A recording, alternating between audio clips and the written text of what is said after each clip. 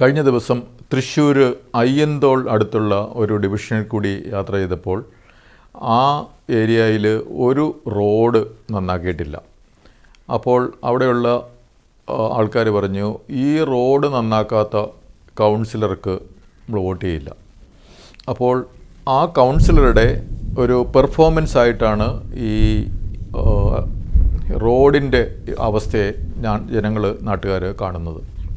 അപ്പോൾ നമ്മൾ ഇപ്പോൾ നമ്മുടെ പഞ്ചായത്തിലേക്കും കോർപ്പറേഷനിലേക്കുമൊക്കെ നമ്മുടെ പ്രതിനിധികളെ തിരഞ്ഞെടുക്കുന്ന ഒരു കാലഘട്ടമാണ്. 9-ാം തീയതി 11-ാം തീയതിയൊക്കെ ആയിട്ട് ഇലക്ഷൻ നടക്കുന്നു. അപ്പോൾ നമ്മുടെ പ്രതിനിധി തീർച്ചയായിട്ടും പെർഫോം ചെയ്യണം, നല്ല പ്രവർത്തനം കാഴ്ചവെക്കണം എന്നുള്ളതാണ് ആ നാട്ടിലെ നമ്മൾ വോട്ട് ചെയ്യുന്ന നമ്മുടെ എല്ലാ ആഗ്രഹം. ജനപ്രതിനിധിയെ നിർത്തുന്ന പാർട്ടിയുടെയും ആഗ്രഹം അങ്ങനെ തന്നെയാണ്. ഈ പാർട്ടിയിലെ ജനപ്രതിനിധികളൊക്കെ അവർ ജയിച്ചു വന്നു കഴിഞ്ഞാൽ അവർ നല്ല പ്രവർത്തനം കാഴ്ചവെക്കണം, പാർട്ടിക്ക് യശസ് ഉണ്ടാക്കണം, പാർട്ടിയുടെ പേരും പെരുമയൊക്കെ കൂട്ടണം എന്നുള്ളതാണ് പാർട്ടിയുടെ ആഗ്രഹം. ജനങ്ങളുടെ ആഗ്രഹം നമ്മുടെ പ്രതിനിധി ഏറ്റവും നന്നായിട്ട് പെർഫോം ചെയ്യണം, പാർട്ടിയുടെ ആഗ്രഹം നന്നായിട്ട് പെർഫോം ചെയ്യണം. പക്ഷേ പലപ്പോഴും തിരഞ്ഞെടുത്ത് കഴിഞ്ഞ ശേഷം ഈ ജനപ്രതിനിധികളുടെ പെർഫോമൻസ് നല്ലതല്ല എന്നാണ് പല വിലയിരുത്തലുകൾ. വളരെ ചുരുക്കം ചില സ്ഥാനാർത്ഥികളാണ് വീണ്ടും അതേ സ്ഥലത്തു നിന്ന് ജയിച്ച് പോകുന്നത്.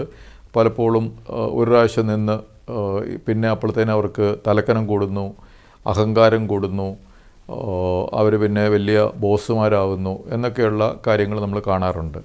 അപ്പോൾ BJP എങ്ങനെയാണ് അവരുടെ സ്ഥാനാർത്ഥികൾ ജയിച്ചു കഴിഞ്ഞാൽ അവരുടെ ഒരു പെർഫോമൻസിനെ പറ്റി ചിന്തിക്കുന്നത്?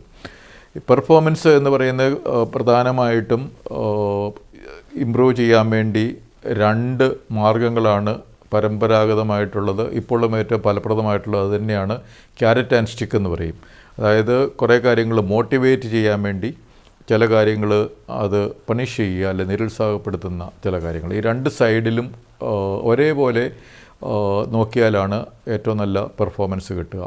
അപ്പോൾ പെർഫോമൻസിന് തീർച്ചയായിട്ടും അതിൻ്റെ മോട്ടിവേഷൻ എന്നുള്ളത് നന്നായിട്ട് പെർഫോം ചെയ്യുന്നവർക്ക് അതിൻ്റേതായ ഉയർച്ചയും ബെനിഫിറ്റും റെക്കഗ്നീഷനും ഒക്കെ പാർട്ടി കൊടുക്കുക എന്നുള്ളതാണ് ഒരു കാര്യം.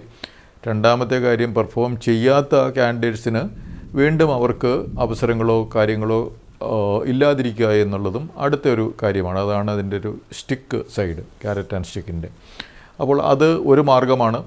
രണ്ടാമത്തെ ഒരു മാർഗം, ഗ്രാമസഭകൾ കൂടുതൽ പങ്കാളിത്തമുള്ള ഒരു കാര്യമായിട്ട് മാറ്റി ഗ്രാമസഭകളിൽ ആർക്കും ചോദ്യം ചോദിക്കാൻ സാധിക്കുക, അതുപോലെ ഗ്രാമസഭകളിൽ ചോദ്യങ്ങൾക്ക് ഉത്തരമുണ്ടാകുക.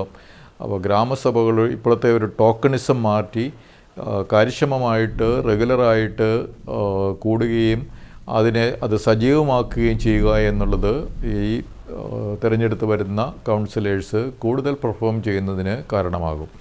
അടുത്ത മൂന്നാമത്തെ ഒരു കാര്യമെന്ന് പറയുന്നത്, പെർഫോമൻസിന് 3 ഘടകങ്ങളുണ്ട്.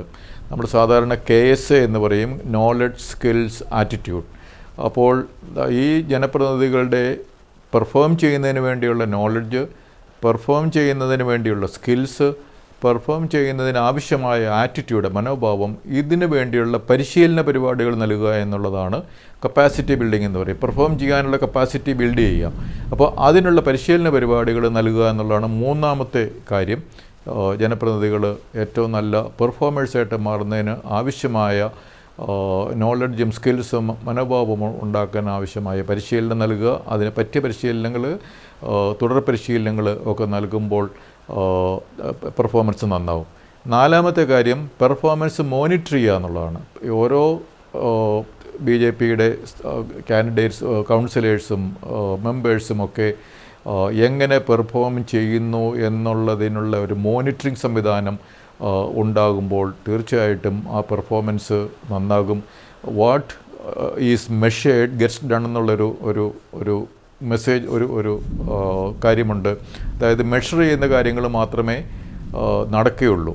ഇപ്പോൾ നമുക്ക് ഓവർ വെയ്റ്റ് ആണെങ്കിൽ നമ്മൾ ഇടയ്ക്ക് വെയിറ്റ് മെഷർ ചെയ്തുകൊണ്ടിരുന്നപ്പോഴത്തേനും നമ്മൾ പിന്നെ എങ്കിലും വെയിറ്റ് കൂടാതിരിക്കാൻ വേണ്ടിയുള്ള ശ്രമങ്ങൾ നമ്മൾ ചെയ്യും.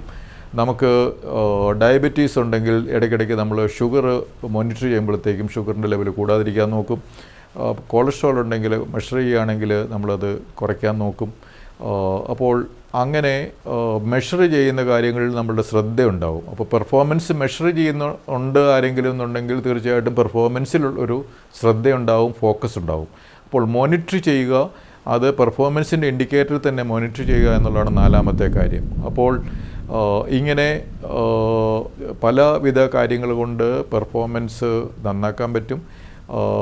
അടുത്ത ഒരു കാര്യം തീർച്ചയായിട്ടും അത് ആദ്യം നടന്നൊരു കാര്യമാണ്, ഏറ്റവും പെർഫോം ചെയ്യും എന്ന് ഒരു സാധ്യതയുള്ള സ്ഥാനാർത്ഥികളെയാണ് BJP കാൻഡിഡേറ്റ്സായിട്ട് നിർത്തിയിരിക്കുന്നത്.